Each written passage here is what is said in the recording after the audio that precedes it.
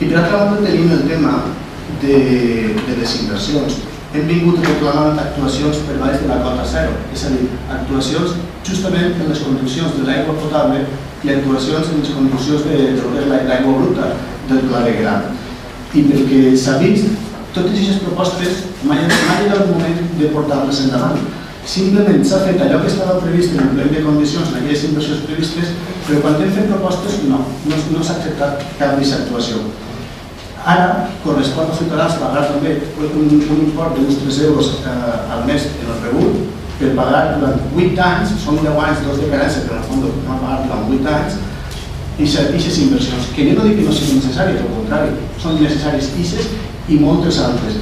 El tema està, per què aquestes inversions no s'han inclòs en els plans d'ajuda que s'han fet en Carregisent en lloc d'altres actuacions que vostès consideren prioritàries, quan aquestes actuacions estan ahí des de fa legislatures, són conegudes i no ha sigut mai el moment, possiblement perquè no són tan atractives de cara a la gent, no són tan cridaneres, però la necessitat estava. I aquestes actuacions que s'havien pogut pagar en aquests diners, bé de l'Estat o bé de la Generalitat, ara les han de pagar els ciutadans de Carregisent.